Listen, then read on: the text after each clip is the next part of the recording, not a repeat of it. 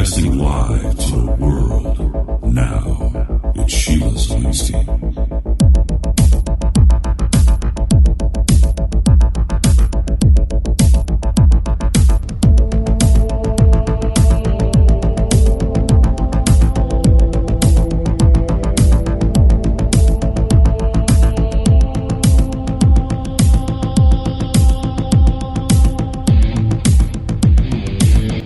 The Sheila Zelinsky Show, the only show to give you the truth behind the headlines, prophecy, and the deeper things of God. Now, here is your host, end-time watchwoman, Sheila Zelinsky. Hello, listeners, and welcome to the Sheila Zelinsky Show for this September 11th, 2015. That's right, 14 years after the attacks. We want to just say our heart goes out to those who lost loved ones on that fateful day.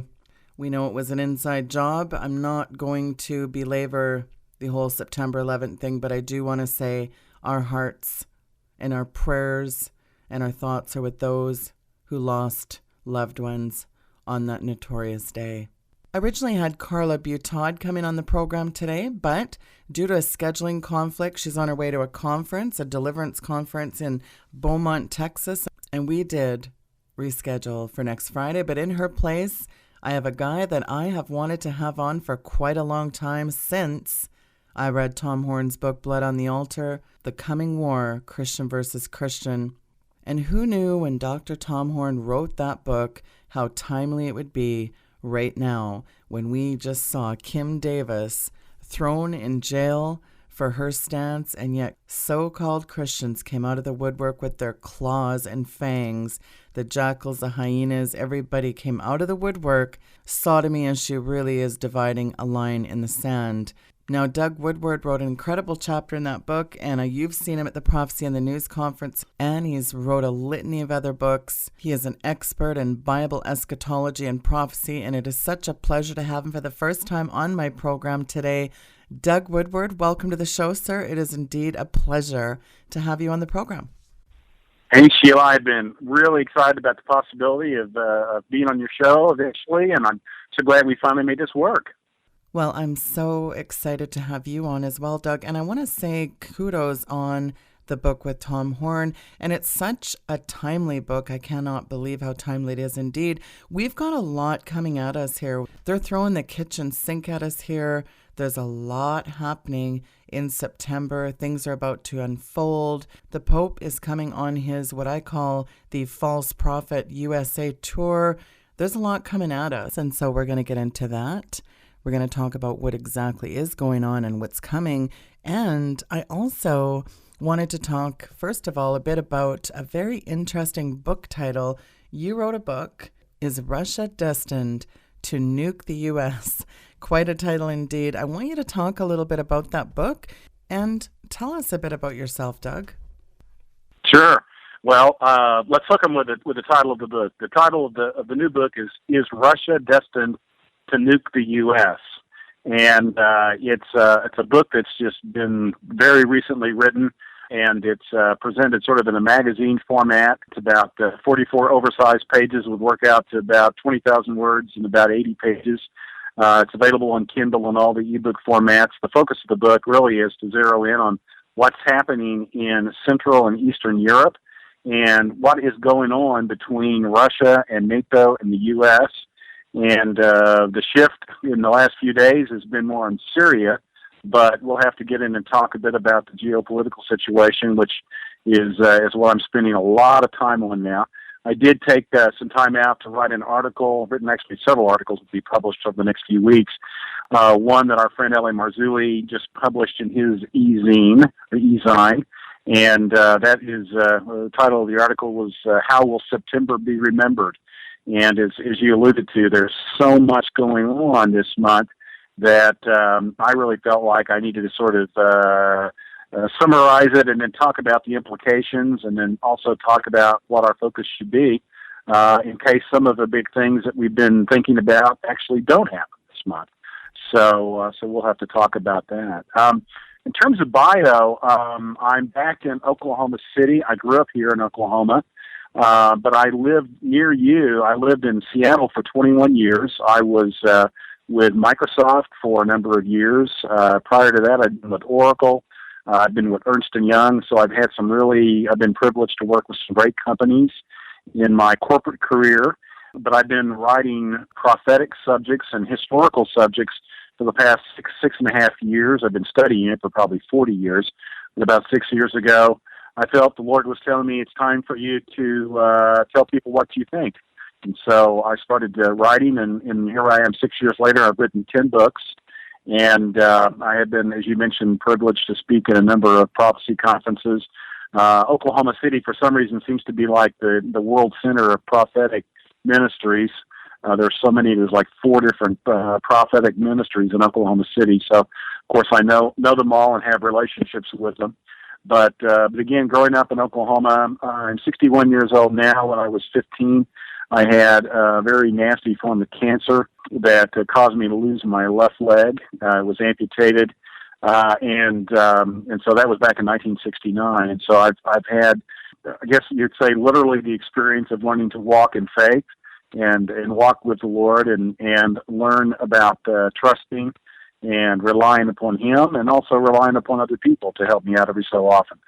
So much of my testimony really is built around that experience, and the fact that the Lord is constantly ever present with me, because I'm very active. I've been, as you could tell from my corporate experience, done a lot of things. I've worked with some great companies. I've traveled a lot, and yet the Lord has always walked with me and helped me in some sticky situations. But it's been an exciting life. I have a wife of 40 years. I have 2 kids. A daughter that actually is following in my footsteps, so to speak. She lives back in the Seattle area and just recently got married. And I have a son here in Oklahoma City, and I have a new grandchild. And so I'm very pleased that my son and my daughter-in-law decided to have a baby, and I'm having a great time being a grandfather for the first time. I've had lots of granddogs, but never had a grandchild until just about a year and a half ago. So that's sort of me in a nutshell. Well, congratulations, first of all, for being a grandparent. That's very exciting. Now, you mentioned your book title. Now, it's such an interesting title for a book. And so I guess it begs the question, is that happening? I mean, just today we see in the headlines that Russia's Syrian air base is U.S. scrambling for a plan. And I'm wondering, no matter what approach one takes to Bible prophecy, the warnings regarding global government are very much concentrated upon the West. And while dispensationalists are quick to point to Russia as the future Gog and Magog of the book of Ezekiel, this is, well, I mean, we can say it's conjecture, but at the same time, we have to look at the fact that many Bible scholars believe the Gog and Magog prophecy, like most prophecies of the Old Testament. The one constant, though, is that the global conspiracy of the West, and dare I say that whether we are witnessing its literal fulfillment, we are seeing a Western conspiracy to create a global government. And I mean, Putin, when I think about Obama, I call him the jihadist in the slaughterhouse. When you look at Bush and Obama, Yes. and Obama make Putin look good, and that's a scary thought, isn't it? Oh, it is. Yeah. Now, there's no question, if we set aside, and we probably won't for very long, if we set aside Bible prophecy and we talk just about the geopolitics of the situation and what's been transpiring, and certainly I, like you, believe that there has been, it's almost as H.G. Wells called it, an open conspiracy for over 100 years to create eventually a world government based, the Enlightenment guys would say based upon reason and not religion, based upon, basically human rationality and not religious revelation. And so there has been basically a socialist movement that's been going on. Certainly, we think of Marx and Lenin, but in many flavors, socialism has been really the sort of the dominant story, in the last 100 years. And kind of fighting back and forth with an American version of socialism, and which is probably closer to fascism really than it is socialism. In fact, today I noticed that the one of the Russian, I think he's essentially their Secretary of State, the equivalent thereof, made the comment that the Soviet Union's goal is to continue to fight the war against fascism, and of course he was basically saying the U.S. is a fascist government. Right. And so there is some really incredibly interesting, intense, and frankly frightening things going on geopolitically. I think for the most part, the American public is unaware of that because we tend to be focused on entertainment news and focused on who's running the new Late Show, Stephen Colbert, as opposed to really dealing with world politics and what's happening. And as you mentioned, the issue with Syria is a very frightening situation because there's so much instability. It's so ironic that the press secretary for the president talked in terms of the fact Kerry had called his counterpart in Russia and had said, "Gee, you really don't want to be putting more military assets in the Middle East because it could make the situation more unstable." And I just thought to myself, that's the most ironic statement I've ever heard. We've done more to destabilize the Middle East and failed to stabilize the Middle East in the last 4 or 5 years in particular during this administration. So, the fact that the Russians have seen really, in effect, a sort of a power vacuum in the Middle East, with the U.S. not throwing its weight around, giving in to, in effect, the Iranian agenda of developing their technology, leading probably to a nuclear weapon.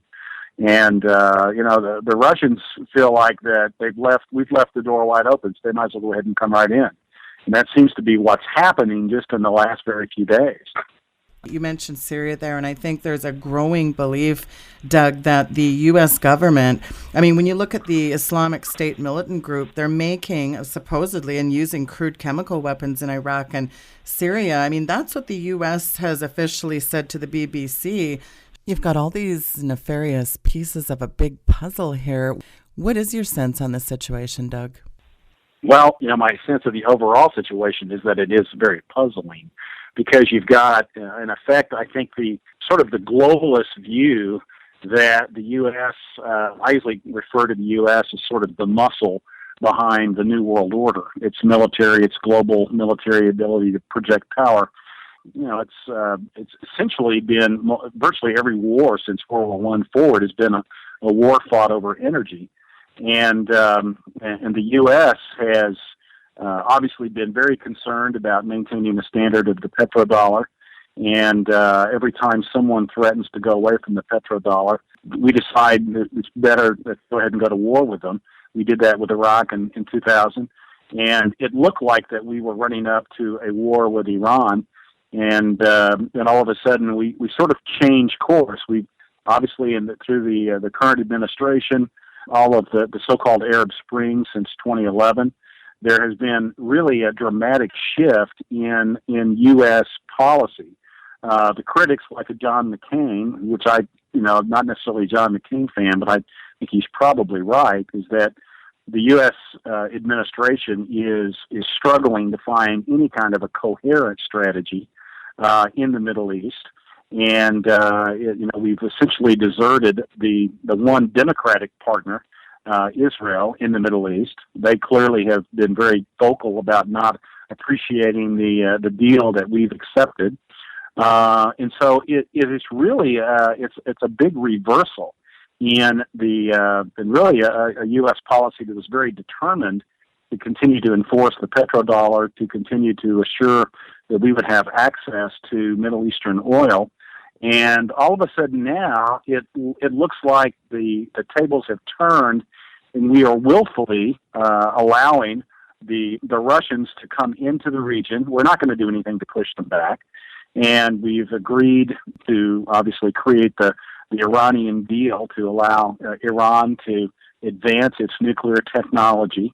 And so it's very puzzling. Now, supposedly, what is the sort of the method and the madness is that it was decided some time ago, before Obama took office, that Iran was the natural leader of the Middle East and that we should ultimately turn away from Israel and Saudi Arabia and we should place a bet on Iran. And of course, it to most of the John Q. public, that's a curious strategy indeed, given that Iran is so vocal about death to America and death to Israel. But yet, that seems to be exactly what's happened. We seem to have turned away from Saudi Arabia, away from Israel. We've given up, I think, a great deal in terms of allowing Iran to build its nuclear technology to the point where it would not be difficult, if they don't already have nuclear weapon, that they would be able to obtain one relatively soon. And so, it's very, very curious what we're trying to pull off in the Middle East right now. And as Americans, we should be very concerned. That's really essentially the point I make in the latest book, is Russia Destined to Nuke the US, is that, apart from the Bible prophecy, there's so many reasons, economic reasons, military reasons, geopolitical reasons, to suspect that Russia intends to respond to the U.S. geopolitical power. And it doesn't have lots of options. The sanctions, the falling price of oil, really the collapse of the ruble, all of these things put Russia and its health somewhat on the short fuse. And so it's led me to believe that there is a great possibility that Russia will take action to neutralize the U.S. entirely in terms of Europe and the Middle East. And so I think that there is a very high probability that we could see not just tactical nukes used in Europe or in the Middle East, but potentially strategic nuclear weapons used against major American cities, a selected number of them, just to, in effect, get back at the U.S. and create, from the Russian perspective, a much more of a balance of power geopolitically. I absolutely concur. And I think the Obama administration really, they hope for Syrian President Assad to kind of move aside and make way for a democratic government in Damascus. And I think that's being dashed again because, there's obviously strong evidence that the dictator's strongest ally is joining a fight to keep him in power. So it's really interesting, this new alignment, though, isn't it? Because historically, that hasn't been the case. No, it really is. The U.S. has usually, of course, propped up what we would consider to be totalitarian dictators around the world. That's been sort of the almost obvious strategy politically, is that we would go with power players and we would, in effect, enforce a fascist type of government to hold back communism, whether we're talking about the Western Hemisphere or in Africa or in the Middle East. That has tended to be, our strategy, and one can cite quite a few examples without having to really stretch your memory in historical matters to do so. And so that's been kind of our standard. But since Obama has come into office, there really is, I think, a very strong argument that he is certainly working to create more Muslim persons in his government, persons of influence. And the whole Arab Spring seems to have been initiated as a means to take out the sort of traditional leaders, whether we're talking about Gaddafi or we're talking about Assad or we're talking about Morsi, whoever, that the U.S. seems to be unseating those governments in favor of some type of Islamic government. And, of course, that didn't stick in Egypt. Mubarak was taken out, then Morsi was taken out, and they're back to essentially a military government again. And so you've got this pattern. The Russians talk in terms of the U.S.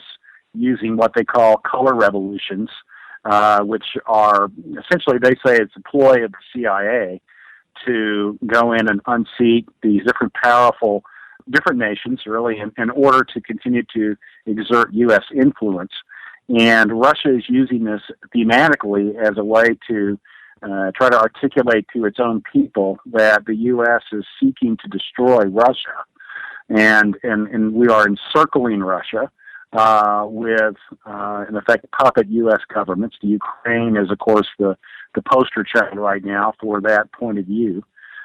talking with friend Jeff Nyquist, who's really an expert in the whole issue of Russian and Soviet strategy in the past. It's certainly his expert opinion that the Russians have been planning for a long time to conduct a war with the United States, that they perceive nuclear war, unlike us, Americans and perhaps Canadians, think nuclear war is unthinkable, whereas the Russians tend to perceive it as inescapable, it's inevitable. And so they seem to be preparing their people mentally for the fact that they have nuclear weapons, that's their strong suit, and that the U.S. is bound and determined to destroy them. And if Putin is going to make headway in recreating the Russian Empire, then they're probably going to have to use nuclear weapons to in effect reduce the U.S. power somehow in the world. And so we seem to be heading that direction. Absolutely. And do you find, of course, today is September 11th. Again, we're 14 years after the original attack. Do you find that it's interesting that a lot of the headlines now today, Doug, are saying, oh, these officials were averting all these plans for these terrorist attacks? I mean, everywhere you look, it's, CBS, News and all these mainstream talking bobbleheads are saying, you know what, boy, we're lucky that we have such an absolutely fantastic federal officials that can divert these terroristic plots. But yet it kind of feels like we're just 1 degree from the boiling point, doesn't it? Yeah, it does. And every time September 11th rolls around, we all sort of take a deep breath and wonder if there's going to be some additional terrorist action of note. And this month especially, we've yet to get into the whole subject of all the events in September and what those might have meaning, or whether they do have meaning prophetically. But the whole story about terrorism, about our government, you kind of don't know whether the lead story is the government is keeping us from terrorism, or whether the government is facilitating more terrorists to come into the country. I guess we'd say the conspiratorial view of history is that the government is attempting to create as much fear as possible in the minds of the people so that we will beg for a police state. We will accept the NSA, and we will accept Big Brother watching us because it is a means to keep us safer. And there's no question that chaos is not a friend. But of course, the liberty that Americans historically have enjoyed, it's really something that it's worth living for, worth dying for, and yet we seem to be forsaking it and giving it up so easily in these days, and because there is such an imminent threat all the time that we may see horrendous terrorist attacks, and certainly this is part of the sort of the perestroika deception, part of the strategy. Again, quoting friend Jeff Nyquist, is that the U.S. will see as a precursor, as part of the overture, it's what it's officially called, perhaps several suitcase nukes, or that's kind of a nickname for lower yield, lower powered nuclear weapons to be set off in several major American cities, and that the Russians will have set up the Arabs to be the fall guys, and yet it will create so much disruption, create such a shock to the economy that the U.S. will become very self-centered, very self-absorbed, and Russia will feel finally some relief in terms of the sanctions and the economic stress that they're experiencing. And so you do get a sense, though, that this is all part of some orchestrated plan. And it's like kind of we're wanting to look over the ledge a little bit and see if we can figure out who is orchestrating the plan. And it's always kind of hidden from us. And of course that's why so many of us talk in terms of the Illuminati and the elite, and that there seems to be some power structure behind the scenes that's pulling these strings, and that the guys that we see are just the front men, just the mouthpieces, but they're not really the power players that are making these things happen. Well, but it's not just the fact that prophecy is on fire in the world today. It's also the fact that what boils my blood, and I talk about this a lot, Doug, is the fact that it's crickets chirping in the pulpit about all the big issues, whether you have the Kim Davis situation, the Planned Parenthood debacle a few months ago, the absolute butchering of our brethren, the ISIS situation. These howdy doodies in Lakewood, they like to talk about every day's a Friday and forget the ISIS, live your best life now. And I always think that, someday, Doug, when these historians are sifting through the ashes of what once was the Free West, trying to assess what happened, they're going to discover that freedom was hijacked because we let it. The devil and his minions are obviously very strategic. And I keep telling the American Christians, you're at war and you don't even know it. America's been pillaged and plundered, and the greatest country in the world ever known. I always say, America was not the last bastion, but the first and only. And yet we have a jihadist in the slaughterhouse who deserves, in my opinion, to hang for high treason. And yet we can throw a woman in jail for her Christian beliefs and her solemn oath to the Constitution of the United States. And yet, again, it's crickets chirping in the pulpit. Yeah, some of those crickets are, of course, ministers who barely mention what's happening, really the colossal kinds of things that are going on in the world right now. There's so many issues, and some of them are big and some of them are smaller, but certainly the things you're pointing out, the news is filled with a lot of crickets, and probably we are missing the broader, more important brushstrokes, to mix the metaphor, of what's really happening in the world right now. There's no doubt that the behaviors that we are willing to jail a Kim Davis for, versus what laws that the president or the attorney general decide that they're not willing to enforce, which are enormous laws.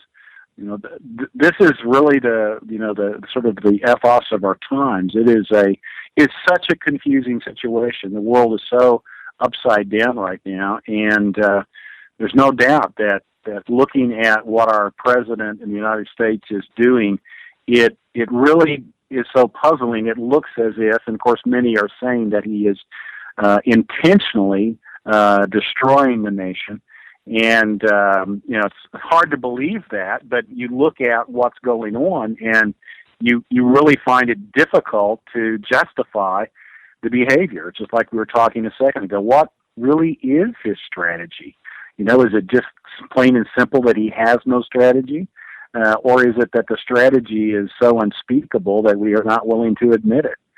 So it's very worrisome, and it is, for those of us that are schooled in Bible prophecy, it's certainly easy right now for us to draw some conclusions that we're right on the cusp of some enormous things happening in the world. Well, speaking of enormous things happening, and I know you mentioned doing an article for LA's easing. I want you to get into, what do you think is on the horizon for this, weeks to come? Again, we've got the Pope coming to the U.S. in a few short weeks, and I've talked a lot about the Pope over the years, and I've actually devoted a whole chapter to his little false prophet One World Climate Authority tour after he released his encyclical a few months ago. I mean, this man, I actually heard a guy say on, I think it was Rick Wiles' show a couple of weeks ago, and I thought, let me on that show right now. I'm going to straighten this bozo out. The guy said, I don't really think the Pope knows what he's doing. I thought, the Pope knows exactly what he's doing. And I dare to say that Obama knows exactly what he's doing. It's very conscripted. This is the most duplicit government ever in the history. I mean, when he said he was going to fundamentally transform America into a socialist, fascist, technocracy, new world order, antichrist system, he was right, wasn't he? Well, it certainly looks like it. If it's not, it's a real good imitation of one. As you were talking about the Pope in this tour, I was thinking, well, not only do we have the Pope, but we also have a Madonna doing the tour too. Yes. And of course, that her subject matter, I think, of fallen angels.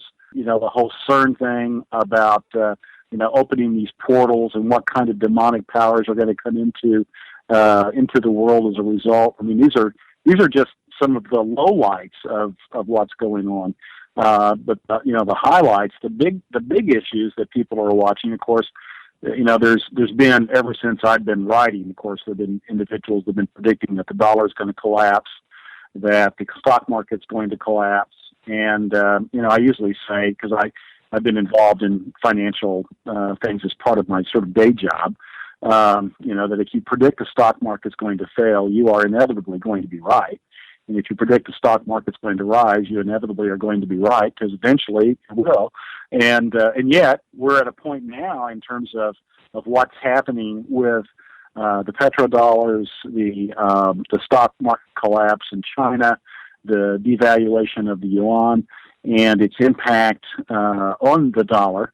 We're at a very curious moment, because if you look at the power of the dollar right now, and you look at the fact that we're still able to sell Treasury bills at 10-year Treasuries at about 2.1% interest.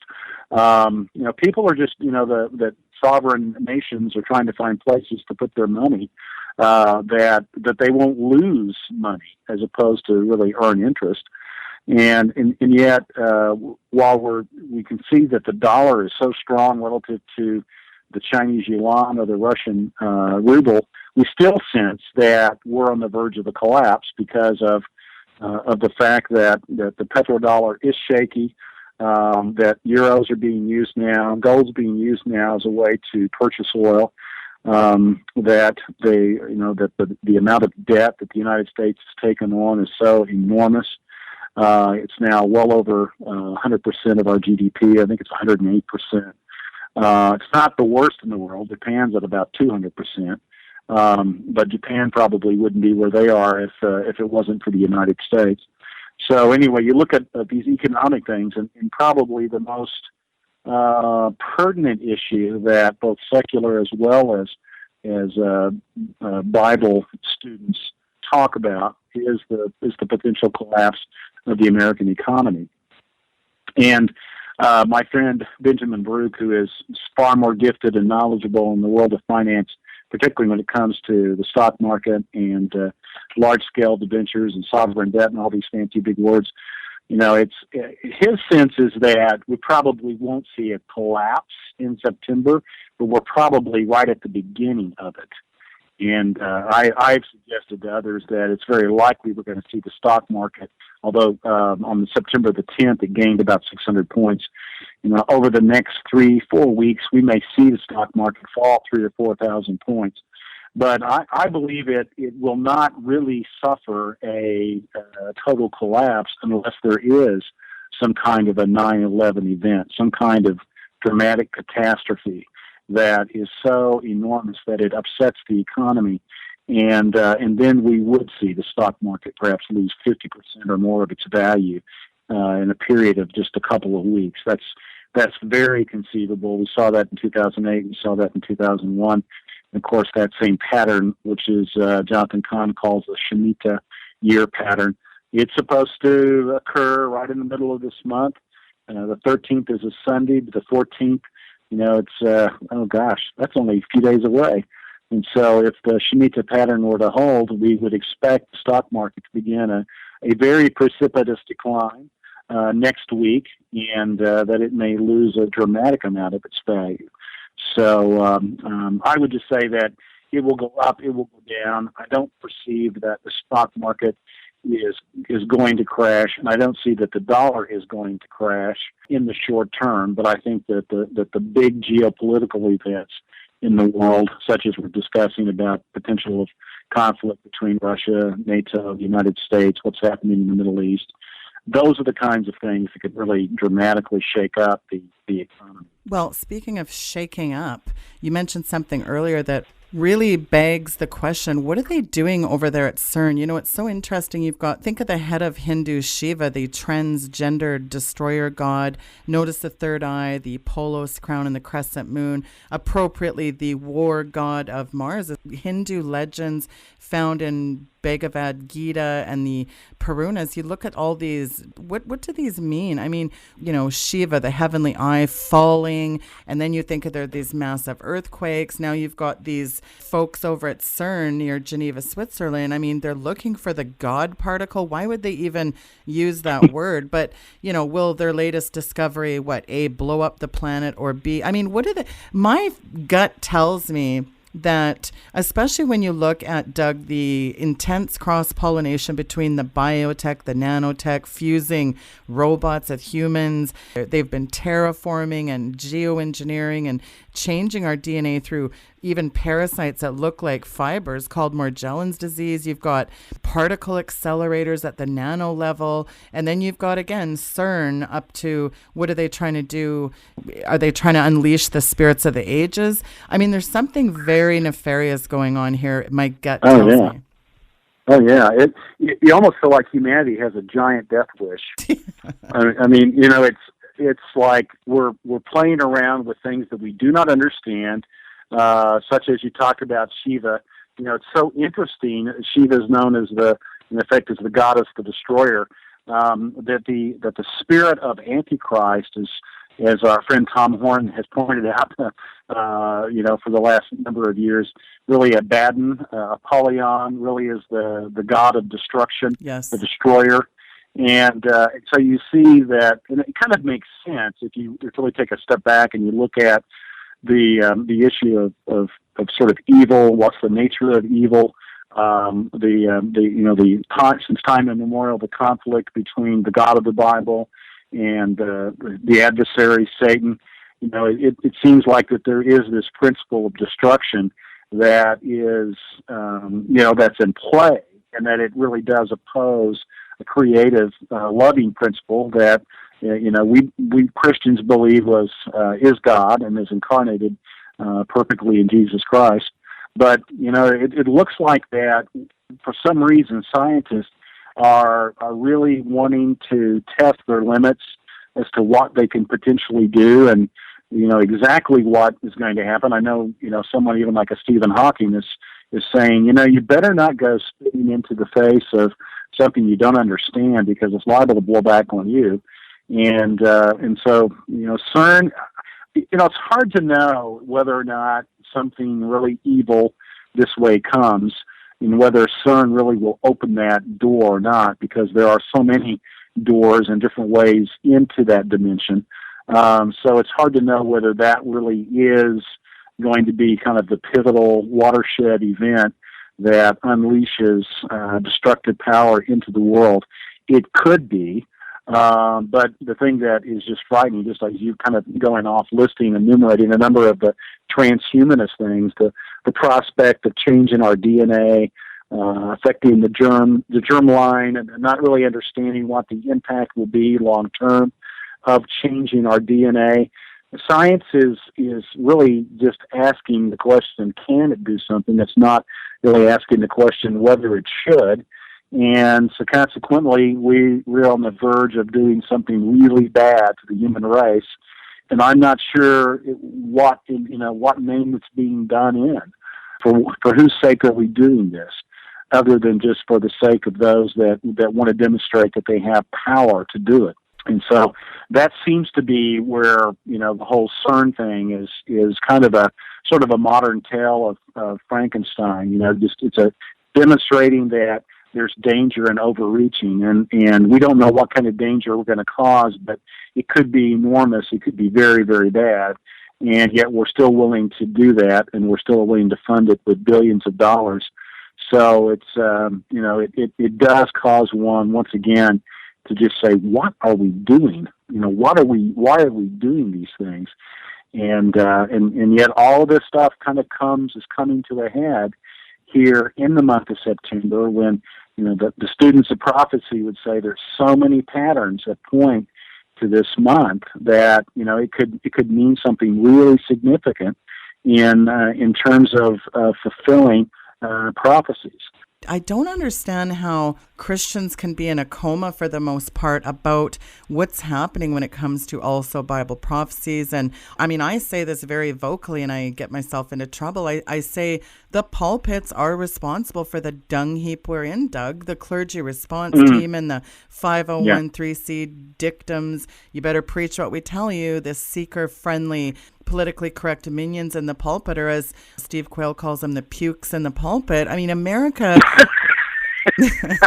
I hadn't heard him say that, but that is very it has a nice ring to it. It has a nice ring to it. Well, America died because of its pulpits. Instead of these strong, godly men thundering away in the pulpit with the Holy Ghost conviction, these guys like Ravenhill and Wilkerson, they've been replaced with Howdy Doody over there in Lakewood. And I these guys don't even preach on sin or repentance. Lakewood Luker there, I mean, his pew plebeians, they're every day's a Friday to these guys. And Creflo Dollar Bill, who got his, $75 million jet, and good old Chrislam Warren, who's a big cheerleader for the Pope, he's raking in a boatload of filthy lucre. And what are all these guys doing with their resources? Are they feeding, the poor and the needy? Yeah, I don't think so, are they, Doug? Well, they might be doing some of that, but they're really missing the bigger, broader question, which is, they're representing the gospel of Jesus Christ. They think they are. They say they are. Prophecy students argue a bit in 2 Thessalonians 2 about the restrainer. And as you were talking about the pukes in the pulpit and their failure to take a stand, to sort of stand against those things that are, indicative of how far we have fallen from the republic that we once were, and from the commitment to, the God of the Bible. You could sort of say, well, what is that restrainer? Who is that restrainer? Which is what we argue over. Well, clearly, there is a restraining force that men in the pulpit were supposed to have, that they have failed to have. They seem to be more intent on telling people how it is that they can fit in, how they can be members of the club, be better members of the community, have a better impact locally, how they can have essentially just be accepted and feel good about themselves. And so it's, so much of the gospel now has just become, it's really, I've done quite a bit of reading and studying and talking about this, sort of the pure Americana gospel, really started by Ernest Holmes around 1905, 1910. You had Norman Vincent Peale, you had Robert Sheila. You really look at the Rick Warrens and the Joel Osteens of this world. They really are in that same sort of line of American religion, which it's really based upon sort of a me issue. Rick Warren, ironically, his book begins, the famous book begins, it's not about you.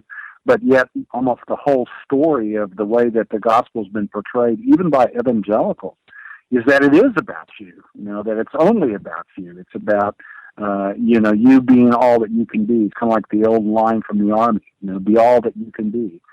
And so much of the emphasis is that, and people want to hear that. That's why these mega churches have become 15,000 strong, auditoriums, because people like that kind of message that makes them feel good and promises them health and wealth and subtle, make you feel good, minimize what God, it's that fuzzy, warm, but isn't that interesting? It's that subtlety, and Satan is the craftiest of all. You were talking earlier, I was thinking, will October mark the 70th week of Daniel? There's talk about that, as well as, we're talking about the Jubilee year. You talked about the Shemitah. We know that some pretty significant things have happened during these especially in a tetrad year, correct? So there's so much going on that, where do you start?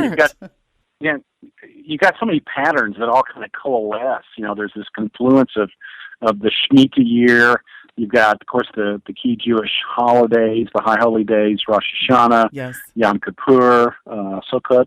You've got all of these things. The Tabernacles this year features the super moon over Jerusalem, the blood moon, the final of the 4 tetrads, and I'm not one that happens to believe that the tetrads are really a fulfillment of Revelation 6:12 and Joel 2:31, where it talks about the sun becoming dark and the moon turning to blood. But I do feel like that they are kind of a shot across the bow, kind of a warning, that something is happening. There is something that's going on in the world. And, looking at things like the Jubilee, are we dealing with not just a Jubilee year, but perhaps even the 70th Jubilee? And that's a really interesting thing. The idea that the Jubilee year is every 50th year, right. That you had a major event in 1917 when Allenby took over Jerusalem from the Turks. The English took Jerusalem, and that kind of led to eventually to the formation of Israel, which officially, of course, happened in 1948. But then in 1967, you had Jerusalem being recaptured by Moshe Dayan, who promptly, of course, gave the Temple Mount back to the Waqf. But that was a really bad idea. But nevertheless, that happened. And then if you go another 50 years out, or 49 really, you look at 2016, 2017 in terms of the Gregorian calendar. And in that Jubilee year, if we are right, and there is still debate about it, but it's probable that this is, in fact, a Jubilee year coming up with Rosh Hashanah beginning on the 14th, just a few days away, that we are commencing a Jubilee year. Now, Jubilee year actually for Israel is supposed to be a good year. And the last two Jubilee years, if 1917, 1967, in fact, were Jubilee years, they were good. In effect, Israel became, they officially got sort of an unction or sanction to be in the Holy Land again, and then they gained back the Temple Mount. And so one could speculate if that pattern persisted, then maybe something good would happen in terms of Israel gaining additional security or something along those lines in this upcoming year. Of course, then you have the Shemitah idea, though, that says that something bad could happen on the 14th or 15th in terms of the debts being forgiven, which is really what it meant, as opposed to just the equity markets crumbling, which is what happens if the stock market falls. There's a couple of different things that kind of point in different directions. Then you add to it the fact that this Jubilee may be, in fact, the 70th Jubilee, which actually would take us all the way back, if you count backwards. It would take us back, I think it's like 89 BC, which is likely when they crossed into the Holy Land, and they made the Jordan River stand up on heaps, kind of like a mini, separating of the Red Sea. Right. And they entered into the Promised Land at that time. Then if that in fact is true, then one would suspect, well, then we really are, because our God is a God of providence and seems to pay attention to patterns and likes to demonstrate that he's so in control of what occurs in world events, then, it really does make one think, gosh, we're probably going to see something really dramatic in the next 12 months. And I think that's probably true. I think we are going to see something dramatic in the next 12 months. I don't think that we're necessarily going to see the rapture on the 23rd of September, which some people have speculated, or that we're going to see, necessarily Israel attack Iran on the 28th or 29th of September or something like that.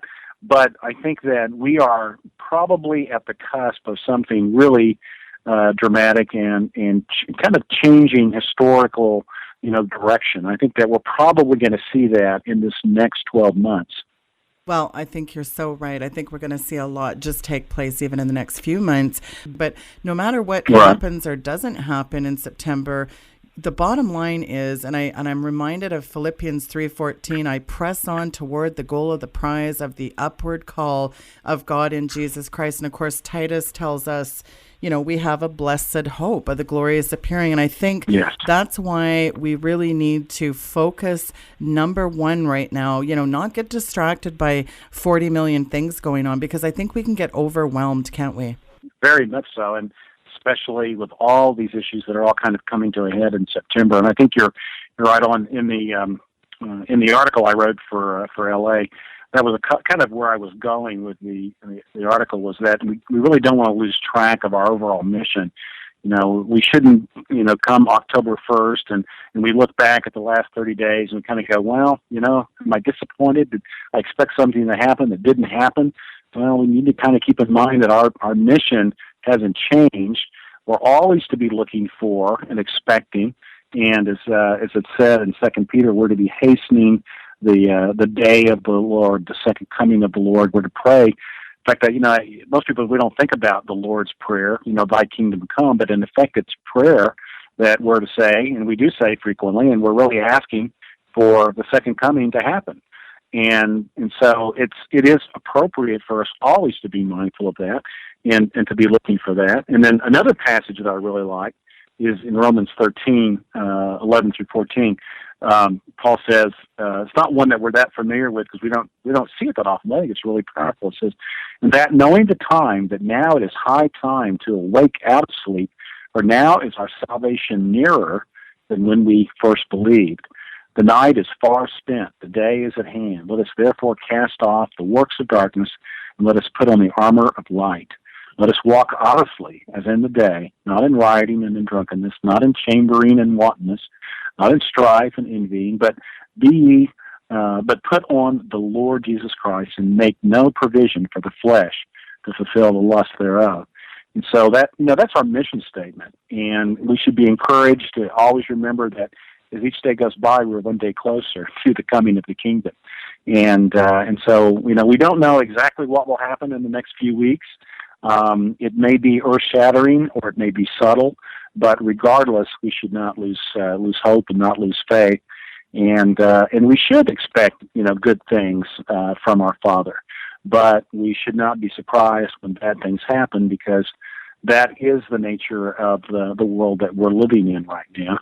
And today, perhaps more so than at any time in our lives. And so, but God is with us, and He remains with us. And I know in 1 John chapter 1, it talks in terms of the Lord coming. The Lord, the Lord God is love, and as the Lord God of love comes into our lives and fills us more completely, it says the love of God casteth out all fear. And it's like it hurls it away from us. And so as we are filled with the Spirit, as we're filled with the love of Jesus Christ, that fear that we could get from worrying about these things, we have to focus on love of God, love of our family, love of our friends, and that fear will dissipate rapidly. Oh, I couldn't agree more. And of course, as we see all these things, as you alluded to, culminating, I think the scripture that comes to mind is in Luke 21:28. And when these things began to come pass, then look up and lift up your heads, for your redemption draws nigh. And I think that's really important for people to understand that we are, again, prophecy is on fire, and it would have to take a complete deaf, dumb, blind person to not realize what time we're living in. And I think it's actually the most, it's funny, someone said on my show years ago, man, I always thought, wouldn't it be cool to talk to Paul about Pentecost? And, if I ever can meet somebody, I want to talk to Paul. And I thought, Paul's going to want to talk to us in the last days. What was that like to see the coming of the glorious Savior, So I just think we have to be mindful that our trust, our refuge is really in Jesus Christ. And so in the waning moments, Doug, give out your website for the listeners. Yeah, several different ways you can find me. My website, a little awkward, it's faithhappens.com, faith-happens.com. And you can also just do a search on dougwoodward.com, and that should take you to my site. You can find my books on Amazon, and you can also reach me over email, doug@faith-happens.com. And my books are available in printed format and ebook, so Kindle, Nuke, Lulu, iBook. Obviously, my books are focused a lot on kind of the intersection of faith and history, a lot of emphasis on eschatology, and I get into some of these really strange and esoteric subjects that we kind of just barely touched on tonight as well. Maybe we can talk more about those another time. Well, I'm glad you mentioned that, because I look forward to having you back. And I mean, you've wrote some great books. I'd really like to get more into the eschatology part of it. So faith-happens.com is a website, folks. Doug, thank you so much for your time this evening, and particularly for stopping by on this very auspicious date, September 11th, 2015. Doug, thanks so much. Yes, very auspicious date. Thank you for having me. My pleasure, folks. That was Douglas Woodward. You can check out his handiwork there at faith-happens.com. Do get a copy of Blood on the Altar, The Coming War, Christian versus Christian, eye-opening book, and very timely indeed. Folks, next week we have a fantastic lineup. We have James Manning, Chuck Baldwin, and many other incredible guests. It's going to be an excellent lineup. And hopefully by Monday, the app will be working. The app for smart device users will be up and running. We're hoping to get the bugs and issues sorted out. So bear with us and we'll get things streamlined for you. Please do follow me on YouTube. And if you haven't bookmarked weekendvigilante.com, do so. And also follow me on Twitter. And again, I'm updating my podcasting site as of next week. So bear with me to find the archives. In the interim, you can still go to Podomatic. They will be available there, but everything's getting upgraded, streamlined. It's going to be a lot more user-friendly. So that's good news, but there's always some growing pains. Thanks so much for tuning into the broadcast tonight, folks. See you next week. Good night, and God bless.